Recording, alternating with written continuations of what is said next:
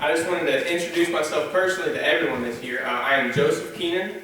I am a junior at Bethel University. I'm a Christian Studies major. I accepted the call in the ministry in 3rd grade, real young, and it's just awesome to watch how God has used me in my life and how God has used other people around me in my life, and especially the way that He's developed his speaking to me and how he develops messages. Because I've preached at many churches. I've preached at Mill Creek. Most of y'all are familiar with Mill Creek, and I've preached there a couple times. And then I got the privilege to preach at a church over in Halls, Tennessee, for 6 weeks.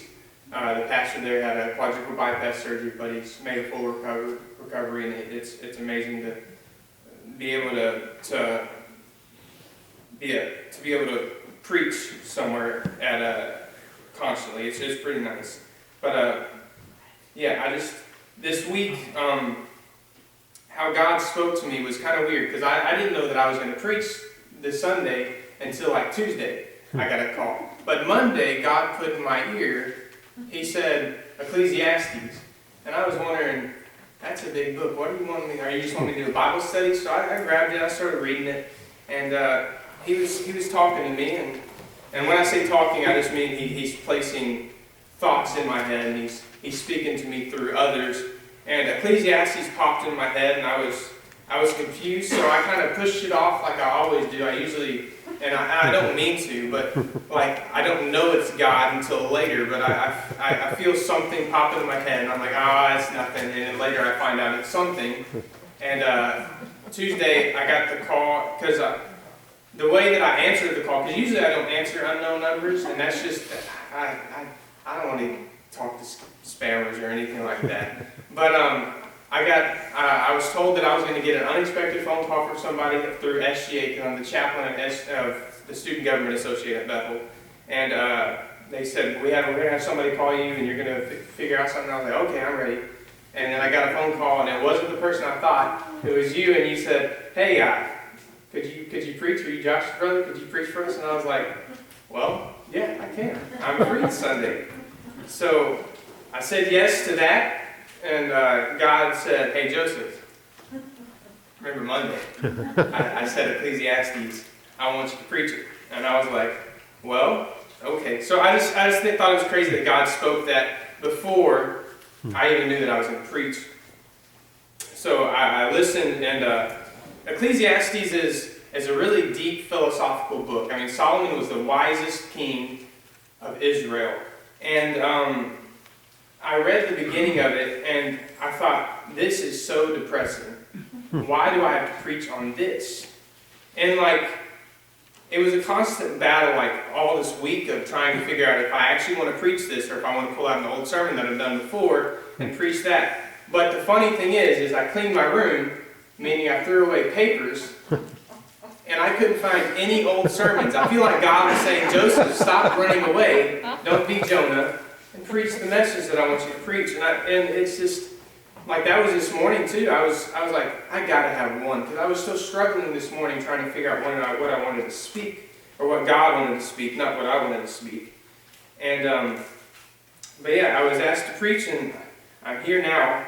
And something that I think the best reason why I said yes was because it was a new church. I haven't preached at this church before, and I think it's amazing to go and preach somewhere new. It's awesome to meet new people, to make strangers' faces not stranger anymore. I enjoy that all the more, and I feel like I tell the churches that I do preach at that they enter into the Joseph Keenan's extended church family. Every church that I go to, it's another branch of my church family, and I love everybody that I've met and that I've seen and that I've talked to, and it's a blessing to be here today also. But I was battling with Ecclesiastes, and the past 2 weeks I was in quarantine because I got COVID 2 weeks ago, and then I got out of it. Thank the Lord. It was rough, but God blessed me and brought me through. And I finally got out of my quarantine. I had to go and talk to people. I was by myself for so long.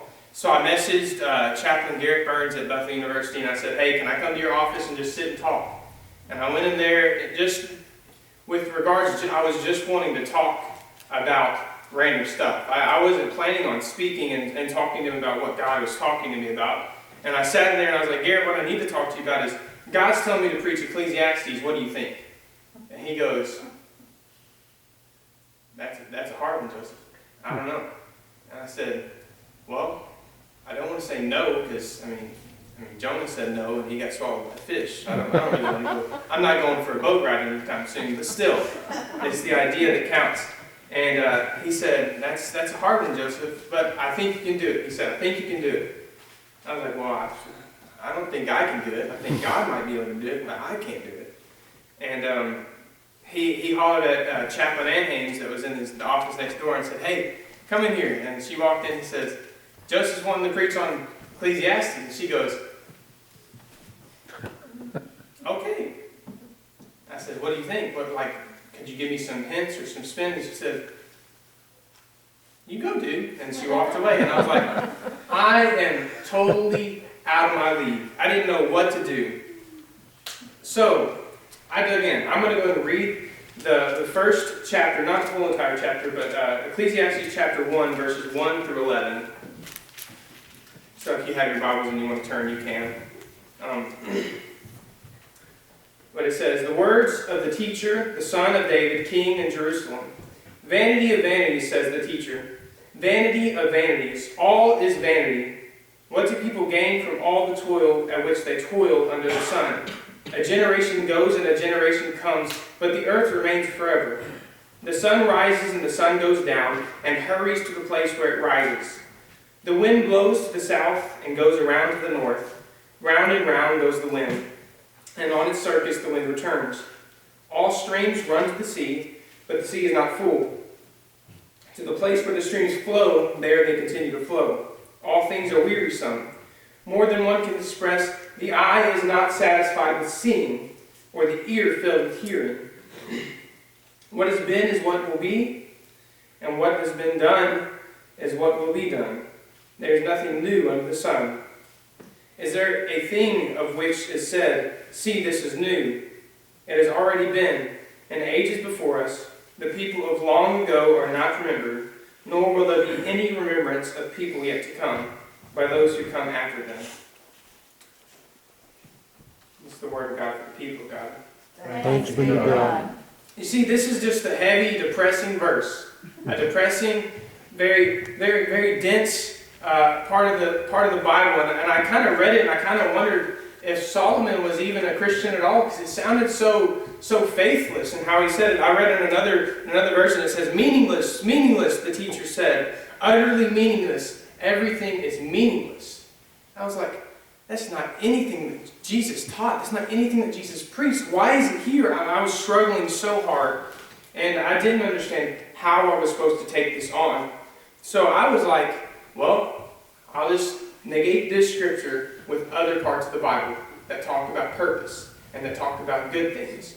So I searched on my phone, and I found 1 Peter chapter 2, verse 9. It says, but you are a chosen people, a royal priesthood, a holy nation, God's special possession, that you may declare the praises of him who called you out of darkness into his wonderful light. I was like, that's a good verse. That's perfect for it. We are called by God. We have purpose. God calls us. We have purpose. That's what I'm going to use. And then a story came to mind. How many of y'all have played kickball, football, maybe volleyball back in the backyard, and you have team captains that have to choose who they want? And I was always chose last, but that's beside the point. I don't hold any grudges. It's not still with me right now. I'm not bringing it up right. But that's besides the point. I was always picked last, but nonetheless, whenever they chose me, I felt purposeful. I felt excited. I was excited to be on that person's team no matter who it was. And I thought, well, God calls us.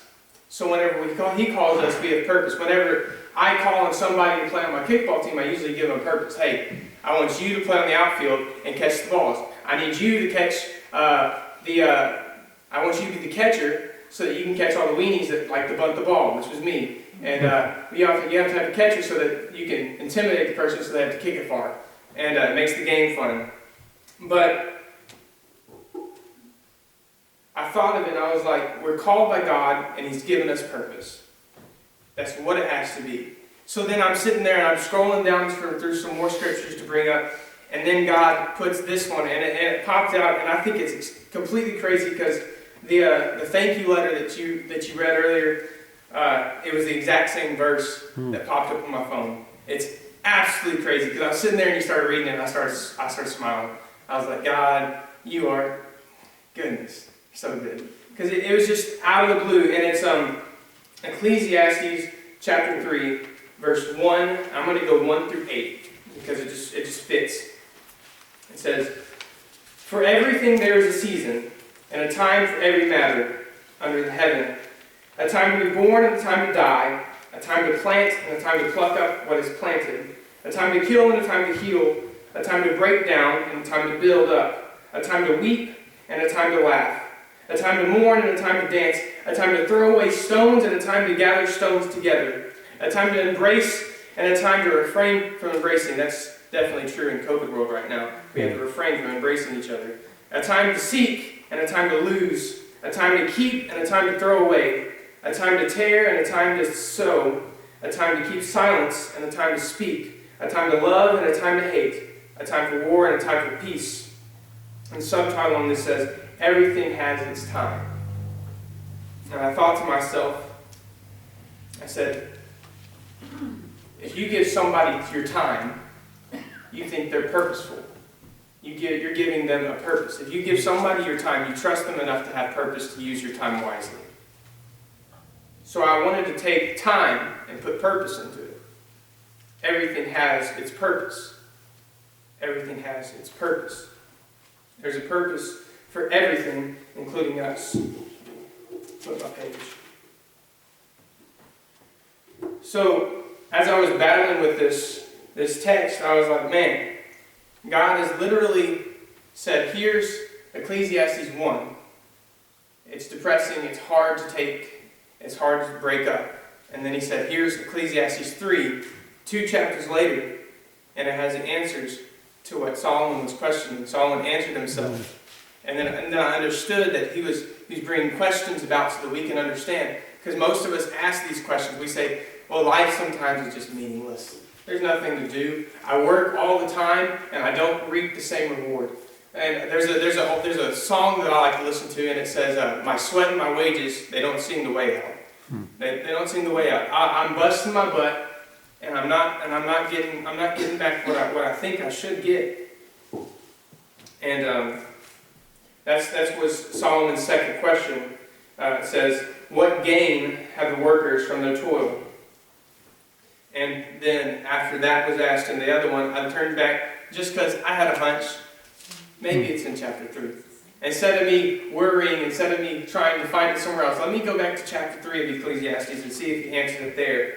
And then it says, the God-given task. He answered it again in chapter 3. It says, "What gain have the workers from their toil? I have seen the business that God has given to everyone to be busy with. He has made everything suitable for its time. Moreover, He has put a sense of past and future into their minds. Yet they cannot find out what God has done from the beginning to the end. I know that there is nothing better for them than to be happy and enjoy themselves as long as they live. Moreover, it is God's gift that all should eat and drink and take pleasure in all their toil. I know that whatever God does endures forever. Nothing can be added to it, nor anything taken from it. God has done this so that all should stand in awe before Him. That which is already has been. That which is to be already is. And God seeks out what has gone by." God has given everyone a task to work. It's your call. It's what you're called to do. Brother Garrett Burns, the chaplain at Bethel, that was his big thing whenever I was in his youth group. He always talked about, you have a call. Maybe it's not towards ministry. Everybody has a call towards ministry. Maybe it's not towards being a pastor, but you have a call in some other field that you can minister through. And I thought it was weird at first, but it kind of caught my attention whenever I started looking at other people's jobs and seeing how God works through them.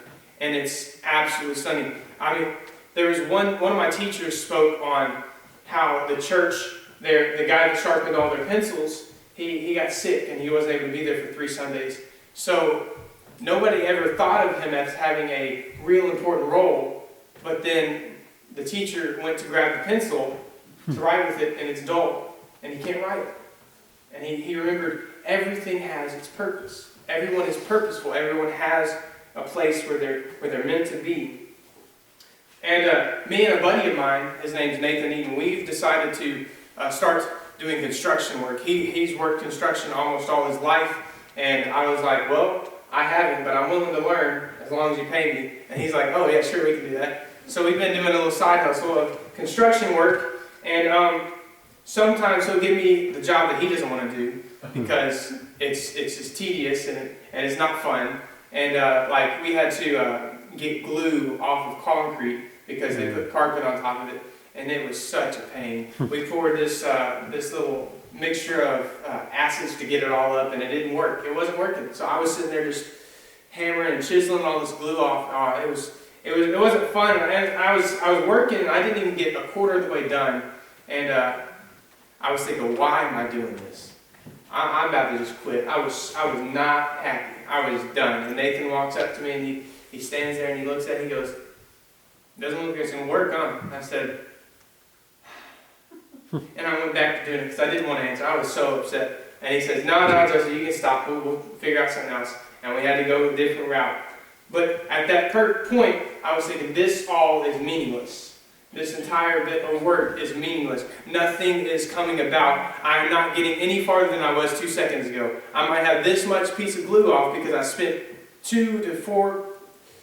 14 minutes. I spent a whole bunch of time just hammering and chiseling at it, and it wouldn't come up. And we went a different route. But I thought it was meaningless. And then I guess since I was picked last, I also get all the bottom of the totem pole job. I mean, I was given the chiseling the glue off of the thing, but also I worked for a mowing crew this summer, and I was a weed eater. I didn't get to ride the zero turns. I had to walk around everywhere and weed eat. That was so fun. It was so tiring. There were some days that I would get home and I would just sit there in my car and I wouldn't move. And I would just stare out the window. And like sometimes my mom would have to come by and say, hey, get out, you need to get inside and get washed up before supper. And I'm like, okay, whatever. I'm just tired. And my boss, he got a contract with Shiloh Cemetery, where Tyler Lindsay preaches. And they have at least 300 tombstones. It's a ginormous cemetery. And I was like, congratulations to you, boss, because I mean, you're going to get paid really well for it, but that means I got to go around 300 plus tombstones with a weed eater in between them, and it's hard. It's not fun. So I went around and I started going around each tombstone my first time, and it was dreadful. And I got about a quarter of the way done, and I looked up, and I've been there for like 3 hours already, and I looked around, and I went, I'm not going to get this thing done. I'm not gonna be able to finish this. What's the point of me doing this? Because how we did it was I would weed eat first, and then they would come in and they would mow after, and then it would look beautiful right after it's done. But whenever you just get some of the stuff weeded and none of it's mowed around it, you can barely even see where you weeded. So I'm looking back and saying, well, I don't even know if I got any of that actually done right. It looks like I've done nothing, and I'm sitting here. I can see this tombstone, but I can't see the tombstone 2 rows down, and I'm getting discouraged by life. And I was only a quarter of the way done, and I started questioning why. Why am I still doing this? And I got to the end, and man, you don't know how fast I got to those end. Whenever I got to the end, those tombstones, I'm ready to get out of here. I'm ready to go home. I'm done. I was just upset, and I was getting stuff done, and I finished, and I look about, and still it's not mowed, and it looks like it looked 3 to 4 hours before, even more. I spent 8 hours one day by myself doing that yard. And I looked around, I'm like, I don't see progress. And then, like, I would go home and I would have to purposely wait until they come and mow so that I could come back and reap the reward of what we've done, so I can say, okay, it looks incredible, I can stop being upset at myself. And I had to do that a couple of times. And then after a while, I started getting used to it, and I'm like, well, I got it done, I know it's going to look good, I don't have to worry about it. I started having faith in the work of me and the work of the mowers. So, I thought of this weeding story and how Solomon says that it's useless, life is useless. I thought we can implement both of these into life. I'm only 20 years old. I'm 20% done with life. As some people could say, I'm a quarter of the way done. And I look around and I feel like I haven't done much. I haven't done enough. Maybe you're looking around at life right now and you're like, I haven't done enough. I haven't done so much that I look back and I'm like, that doesn't look like what I could have done. I could have done all this and I could have done all that. And it discourages you. And you might feel life is meaningless.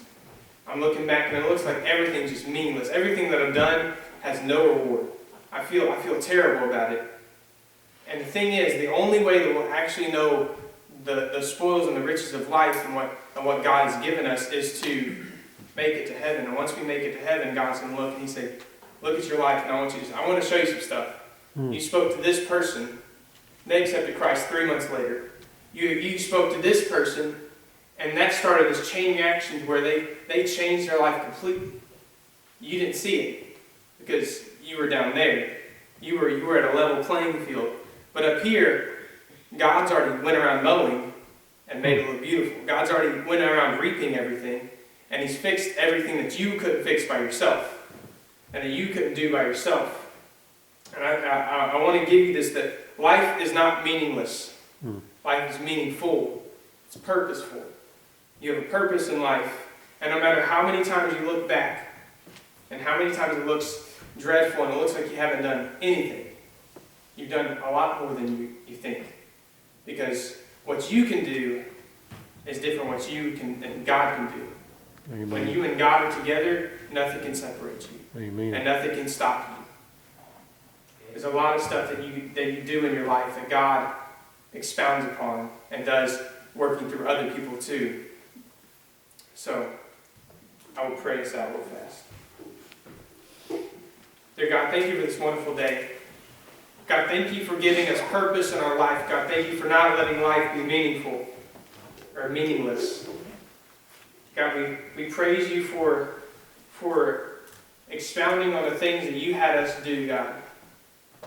For all I did was I accepted you listening to you Monday about Ecclesiastes, and then you put a thank you letter that has the exact same verse that you wanted me to preach on in it. Thank you, God, for using me and using everyone that's here in their daily lives. God, I ask that you keep on using them and you keep on giving them life, God. Keep on reminding them that they have purpose and keep on reminding them that they are not meaningless and that their hard work is being repaid. God, we love you and we praise you. In your name we pray. Amen. Amen. Number 286. 286.